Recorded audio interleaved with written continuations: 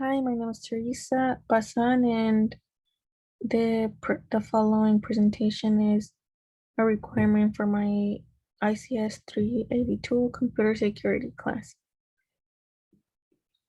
I will be doing my presentation on how to secure your mobile devices. The quick disclaimer I have is that this video is solely for educational purposes only, and I am not liable for any damages that could be caused by following the presented information.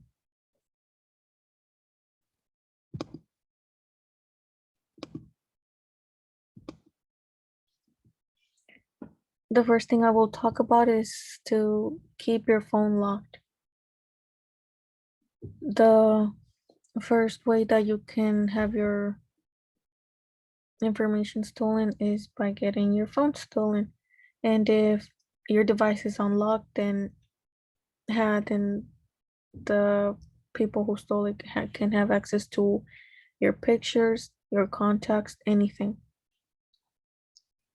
Some ways that you can keep them locked is by locking them with passwords, passcodes, patterns, face and fingerprint recognitions.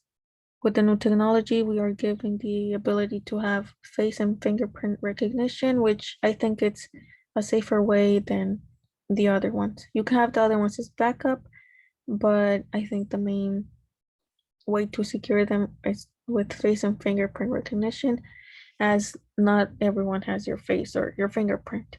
Another thing that I like to maintain my device secure is by locking my phone when I'm not using it. I think this is a very useful way because if I'm able, if I need to run to the bathroom and I were to leave my device, it will be locked in 30 seconds. And I think that's very secure way to lock by itself.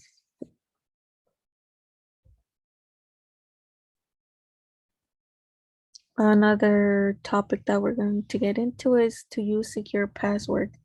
Many passwords include common words that are found in dictionaries, which can make you more prone to having dictionary attacks, which is when hackers use or try to guess your password by using common words or phrases. Passwords containing personal information like names and birthdays are also, in my opinion, not recommended because people around you that you either work or live close to have access to your names or they just know your name or birthdays. Also, there are hackers who have collected our information for a while, and having access to our names or birthdays can also give them access to other accounts or emails. Reusing passwords is also not recommended, as if it was collected into a system and you reuse it, it will still be there and your password will be known. Also, password policies is another thing that a lot of applications and websites have, which is a way to maintain their password secure of their users. Some examples of these policies include password history, minimum, maximum password age, and password length, and many more. But password history talks or pertains to how many times a user is able to use the same password and to keep those known passwords in a file. The age is just how long you can change it. You have until you can change it and how long you can keep it for. And password length is just how many characters your password should be. Keeping our devices up to date is a major way to secure our devices. Phones come with operating system updates in order to maintain or improve the device. A lot of times people put aside this by clicking remind me later. I'm guilty of doing that because sometimes I'm too focused into something on my phone and I just feel like I don't have the time to wait for it to update, but this can greatly impact though how secure our devices are. Having automatic updates can help people make sure that if you click the remind me later or something like that, then when you put it to charge overnight, it will be updated. Also, maintaining your Wi-Fi secure is important to have your mobile device secure. Connecting to unsecure Wi-Fi can expose your device. Hackers can intercept the connection between the network and you, thus giving them the ability to obtain every piece of information that is being sent through that connection. This also enables hackers to send malware through the unsecure Wi-Fi connection.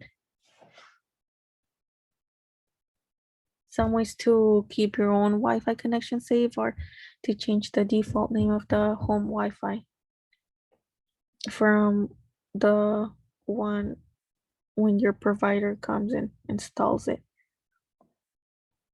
Making a secure password also helps you maintain a secure Wi-Fi connection.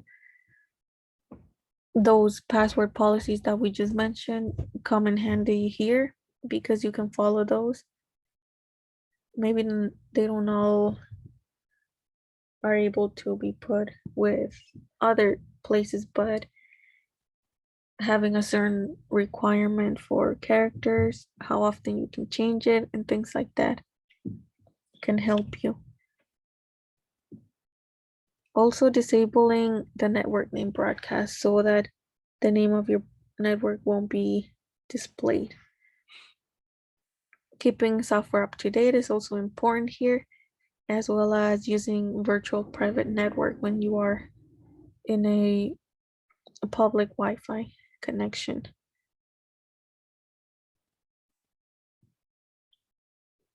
Also, beware of downloads. Just how there are many apps on the app stores or Google Play Store, whatever it is, double checking to make sure that you have the legit app is important because a lot of hackers are trying to mimic the way these apps look. And if you download it, it could lead to giving them all your information that you input in there. Another thing is to beware of clicking on links in spam emails, which leads us to our next section talking about spam emails. Always make sure to be 100% sure that an email is real. Some things to look out for is to check out the email address of the sender. There's been times where I get these emails and the email addresses are just, they are obviously fake, like ABCD and other weird words that is just obviously not a correct or not a usual email address. Another thing to look out for is for any misspelling because companies that are legit will double check grammar. They wouldn't want having any misspelling like that. That's another red flag to look out for. Also, if an email is related to an account and you've double checked these things and you think it's real, I would say to go through the actual website and try to fix whatever this email is stating through the actual website rather than clicking any links or downloading any software from this email. This way you will be 100% sure that even though it's real, you will just be 100% safer. And these days hackers are getting more and more better in the way these emails look. Another thing that is not usually for mobile devices is installing antiviruses. This is usually for desktop PCs, and although a lot of them might come with built-in software on them, it never hurts to have a second barrier to secure them. So installing antiviruses is one thing to think about when you have these devices. Some antiviruses that are popular at the moment for especially for Windows PC and Apple Mac are Norton, AVG Internet Security, Windows Security, Sophos, Home Premium, Trend, Avast, and many more. One thing that it's really not recommended is jailbreaking or rooting your device. Many people use this to access applications that are not in their app store or in their area. Something I like is that iOS has a strict verification process which only allows certain applications on the App Store, which then makes people go and jailbreak their devices so that they can have access to applications or games that are not in the App Store, which is also a reason why some Android devices have way more applications available to them. Something with jailbreaking and rooting is that they disable some of the built-in features that come with the device, which can also cause the device to stop checking for security updates, making the phone slower and in general, making you more prone to hackers having more access to your information and anything on your phone. Now I will focus on Apple products. Some common ways of that Apple products are hacked are by clicking links, whether they are on emails, text, or web pages. This can give hackers access to email accounts or other accounts. Something new that Apple came out with is to revoke permission to certain apps. Right now or before this, when you downloaded an app, they would always ask if you give them permission for camera, microphone, contacts, location services, etc. And if you have something occurs that you just like, I don't want them to have this access, then right now you can revoke this permission. Some specific ways to check if your iPhone has the latest update is to go to General, then Software Updates. Then here you'll be able to make sure that it is up to date or if it needs to be updated. Another thing that I like about Apple products is that people can activate Find My iPhone, which is another step, in my opinion, to secure your device from hackers.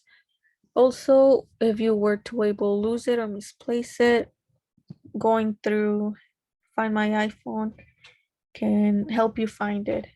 It will make a ringing sound, and if it's around your house, you'll be able to hear it.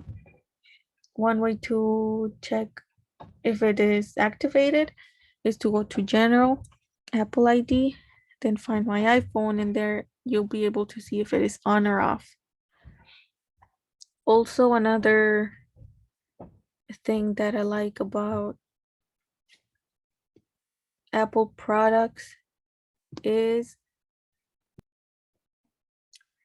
that you can check the option where if you were to forget your password, your device will immediately erase or reset everything on your iPhone. This means pictures, everything.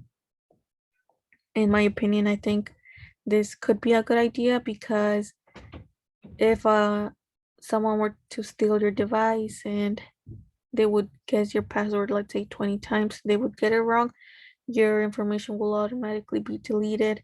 And if they get access to it somehow, your information is not in danger if that is the purpose they are using it for. These are my references. Thank you.